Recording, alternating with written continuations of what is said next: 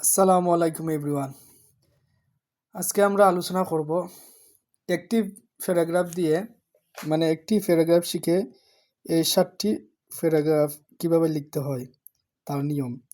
আমরা যদি পরীক্ষায় কমন না পড়ে তাহলে আমরা কি খালি পেপার দিয়ে আসবো? না, আমরা এইগুলা ইউজ করব। যদি মুখস্থ থাকে তে ভিন্ন বিষয়, যদি মুখস্থ না থাকে, কমন না পড়ে, তাহলে কি এই রুলসটা ফলো করব। একটি শিখে এই 7টি লেখার ট্রাই করব।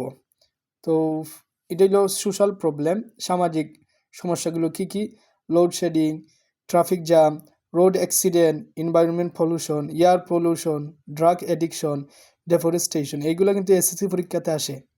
সো এইগুলা একটি প্যারাগ্রাফ শিখে আমরা লিখতে পারবো ইনশাল্লাহ, যদি পরীক্ষায় কমন না পড়ে।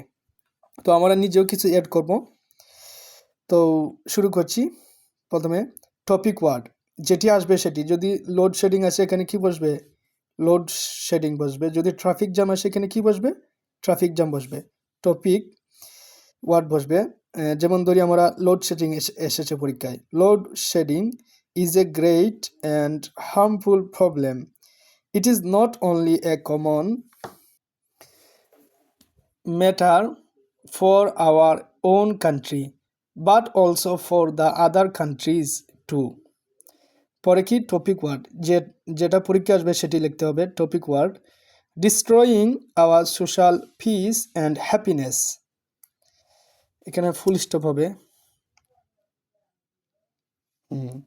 Day by day it is going out for our control which is very alarming. Keeping this problem, we cannot imagine our peace and happy life.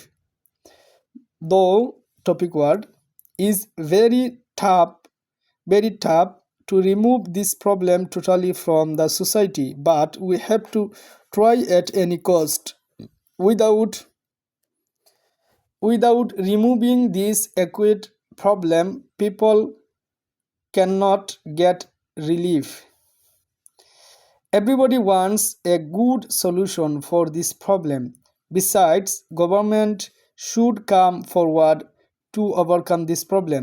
The law forces agencies should arrest them who are creating public awareness. So we should be more active to get a better solution. তো এখানে প্রায় 150 word আছে। তো আমরা আরও 100 word নিজ থেকে লিখব এবং এই 150 ওয়ার্ড আমরা শিখে যাব। যদি আমাদের পরীক্ষায় কমন না পড়ে তাহলে এইগুলো আমরা ইউজ করতে পারবো এবং পরীক্ষা আশা করি ইনশাল্লাহ ফুল মার্কস দিবে। তো এটার সাথে আমরা আরও 100 ওয়ার্ড বা 50 ওয়ার্ড আমরা অ্যাড করব নিজে নিজে। তো একটি প্যারাগ্রাফ শিখে 7টি প্যারাগ্রাফ লিখতে পারবো। তো এই ফর্মুলা ইউজ করব। যদি ভিডিওটি ভালো লেগে থাকে তাহলে লাইক, কমেন্ট, শেয়ার করবেন এবং সাবস্ক্রাইব করবেন। আসসালামু আলাইকুম রহমতুল্লাহ।